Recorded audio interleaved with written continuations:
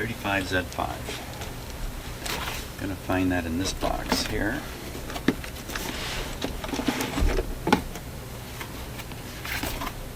Thank you. 35Z5. Can you just reach in and grab one? 6AX4.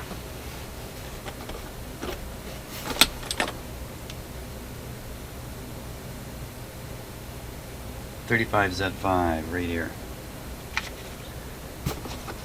I know. This is probably a 35Z5, but can't be sure. It's rubbed off. There's another one. 6AX4.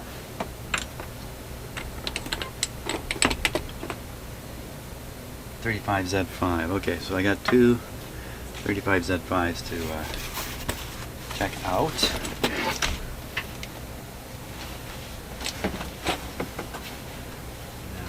You're kind of seeing how I keep my tubes sorted there. All these tubes that look very similar, like this, are all in a box together. And I have a box for miniature tubes in different sizes, long and short and stuff like that. I don't try to store them in order by the number.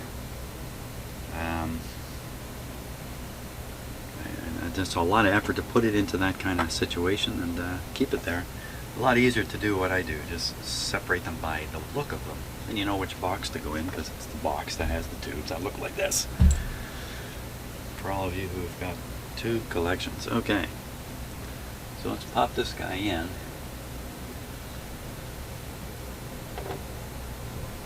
Set this back to ballast.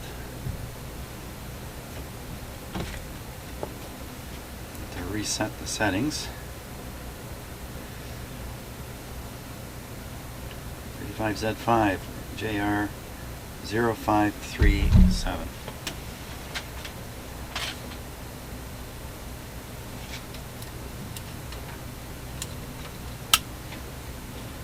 Zero five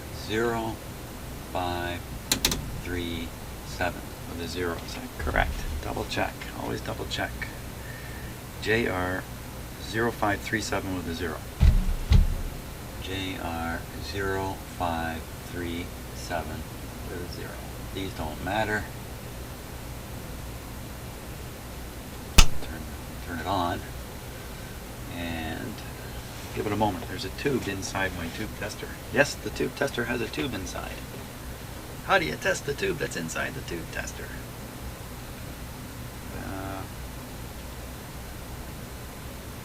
Good question.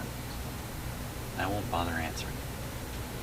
So, while we're waiting, let's just check the line voltage adjustment here. Problem, and here we go. Shorts on all 5 positions. Oh. Tube is out. That's strange. It was 3 on the other tube that was out.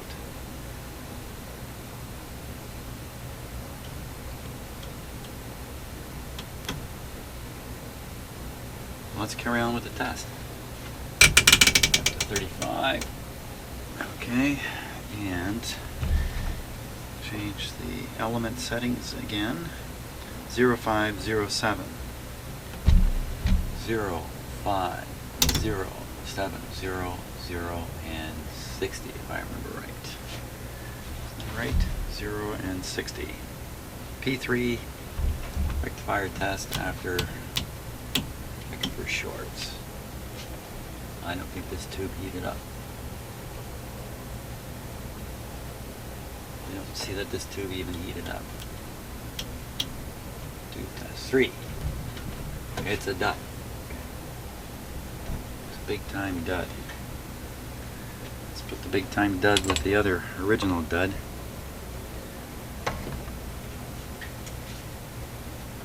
Hey, let's try another one. Maybe I should have found more of these.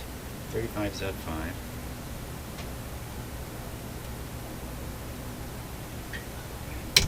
Turn that down to ballast. Turn this back to 3. Don't rely on my memory here. 0537. 0537. It's ready. In we go.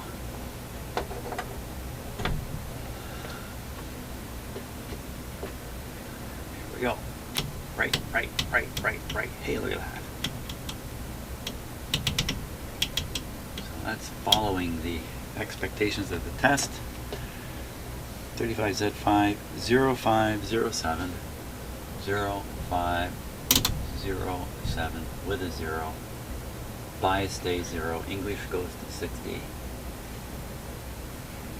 And then we crank up the filament voltage to 35 volts. There we go. I can see the little pilot light dipping a little bit with when the load of the tube heater came on. There, I can see it heating up.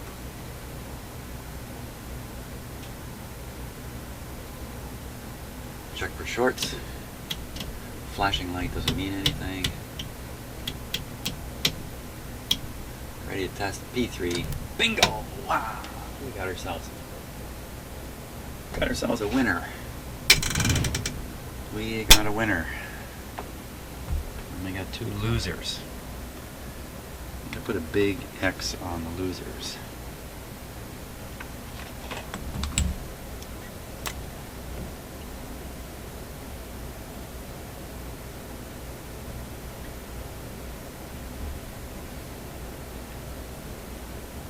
Shouldn't I just throw them away?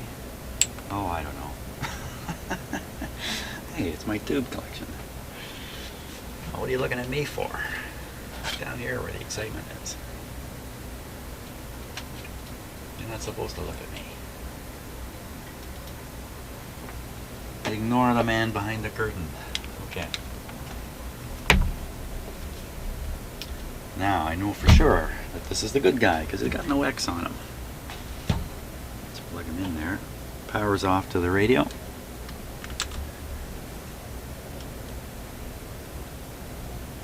This might be the first time this radio has felt high voltage in quite a while. Thank you, Mr. Furnace. Everything's a little quieter now. We can just spin this around.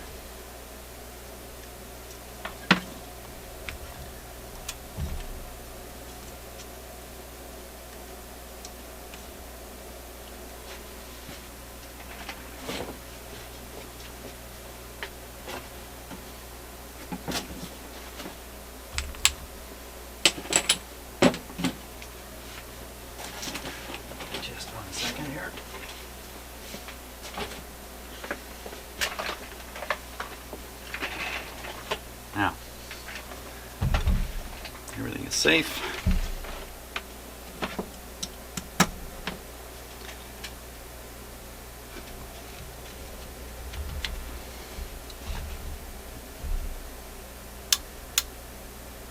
Switch is on, but volume is right down.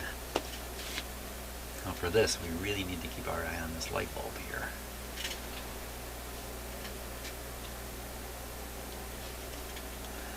No telling what's going to come out of this radio. Could be a big hum.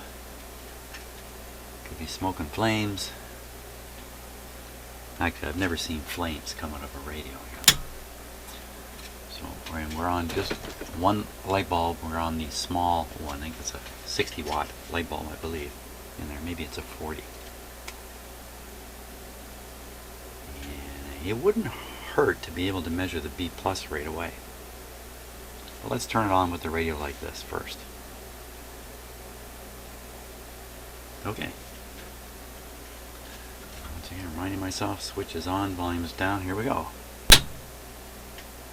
Okay, the proper behavior of the light up here. I'm watching the voltmeter here also. Up, now we should see it drop. There it goes. Wow, okay, excellent. This time there's no doubt there's B plus in this radio. I hear a hum. I hear a quiet hum. Hum, hum. I don't know if that would come across on my on the sound on the video. Shall we turn it up? Sure.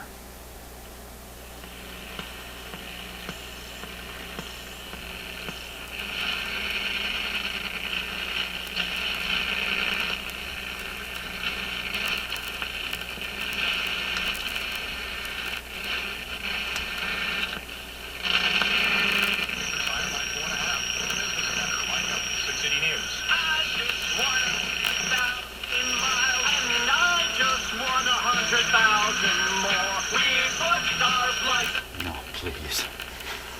Don't torture me with that. And I've been watching this, by the way, on YouTube. A disaster. Well, absolute disaster. Last week, they say they got a call from Service Ontario telling them Castleman was not authorized to marry people in Ontario. So now they got to go to family court to fight for an order of validity. Well, that's pretty much it. Last year, government services in Ontario revealed that more than 830 weddings between 1990 and March of That's all there is to it. had been officiated by people not authorized to oversee marriages, which is again the law. But some people do, go to church. We need to do maybe a little bit of an alignment check on it. Yeah, Randolph and Welland, or Owen Sound. He's done this before. He hasn't, but you use it anyway, and good luck to you. But here we go. What has happened? Some things that have just gone off the rails at your own nuptials. 8706-400, star 640 on sale. Omar, good morning. Hey, John, thanks for taking my call. Over the summer, I was part of a bridal party. What have I done with my alignment tools here? Apparently, I started my speech and Hey, people didn't quite get me. here they are.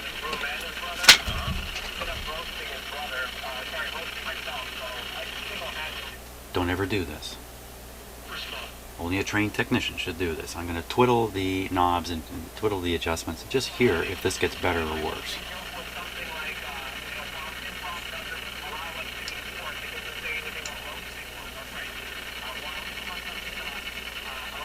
Worse.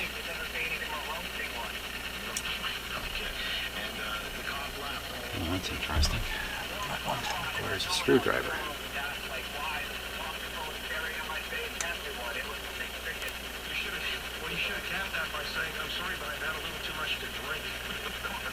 So what I'm doing is I'm judging whether this radio needs to be realigned. It's not the best way to do it, of course, but seems pretty darn good. Now, how about the antenna? Whatever you get on Kijiji, I'm sure there are legitimate transactions and you're happy for them, but doesn't this tell you all you need to know? Well, you don't have much cash. Pretty good. You might go this route. I mean, time's a little tough. Might be a bit pregnant. I don't know. Yeah, okay, it's an arranged wedding. Now the tuning, Here's Liz. Let's see what Liz got. Good morning, Liz. Good morning. to make sure this is in the right, pointer's in the right location. Without a hitch, or was it something that, you'd just rather not remember? A little tricky to do. A little tricky to do out of the cabinet here. But I think she's done, really. Okay, let me just cut the power off. I'm going to flip it up like this. Once again, see if we can get it standing up here fairly safely. Okay, I don't think it's going to fall over. Switch it back on. Now, let's take a look at that B+ voltage and see what it is.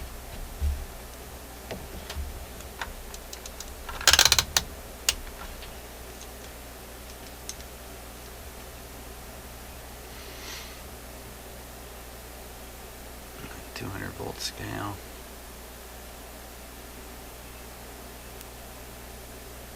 $112. That's just fine.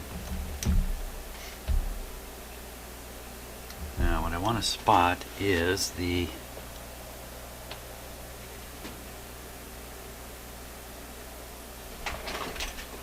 one second here.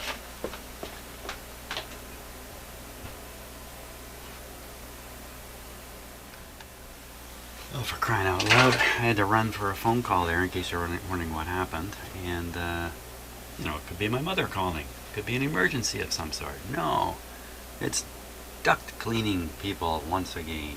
Oh, my God. Life as a Canadian is terrible when it comes to duct cleaning phone calls. endless. Okay, I've complained about it before. I won't complain again. Oh yeah, so I was wanted to find the cathode resistor. Oh, it's way down in here. Certainly can't see much. Here, let's reset this radio again.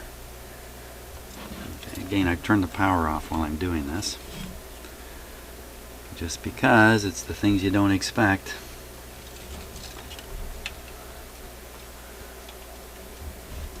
That will get you. I guess to be more specific, I don't expect anything bad to happen just because I'm turning the radio over, but that's exactly when you get hurt. There. Power back on. Now.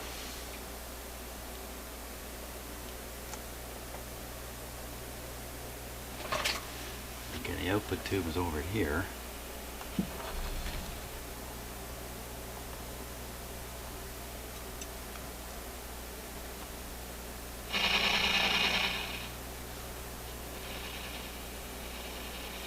There's also a bypass capacitor normally. Oh my gosh. Okay, I see it's usually a low resistance. And I see a red right in there.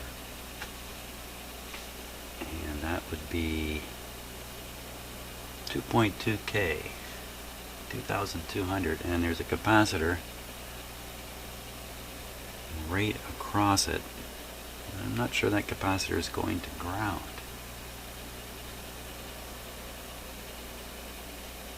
Okay. And the reason I want to check this particular resistor and the like is it controls the current going through the output tube with no signal.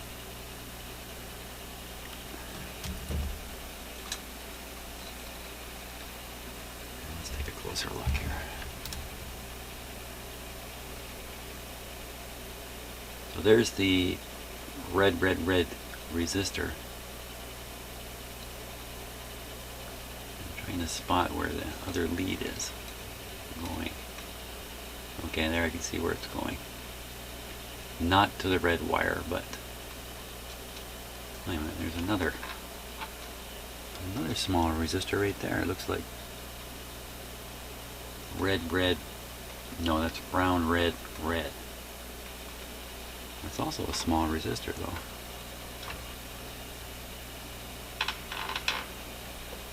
Okay, well, I'm gonna have to look up the pins on this tube here.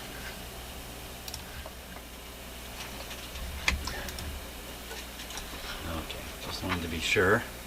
Get the cabinet here with the tube diagram on it. There, you can kind of see it. And the output tube is a 50 L6. Just kind of what I expected. Let me put this cabinet where it won't get hurt.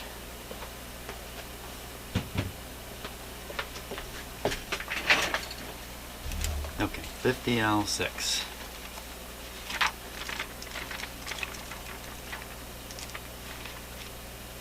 Almost as fast as Google.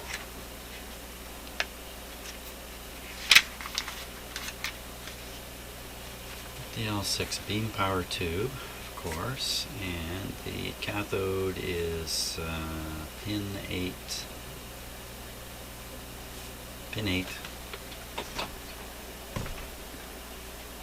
There's pin 8. Neither of those resistors are connected to pin 8. There's another resistor. These are low wattage resistors too, so maybe I'm way off base on all this stuff. Let's see what we can do here.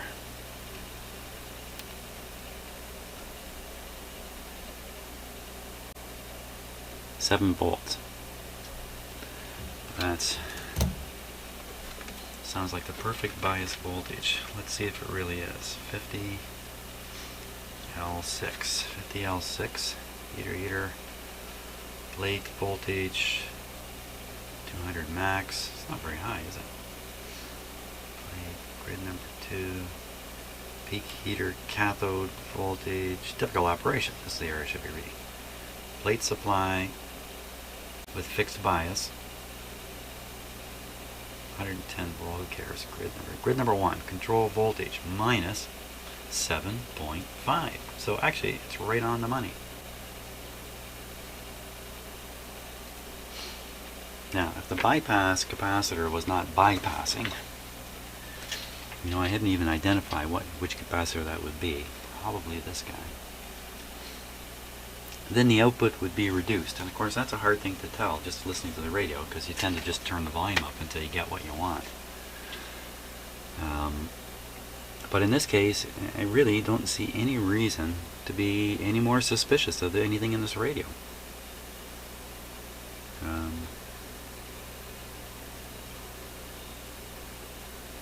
So I think we're done on it.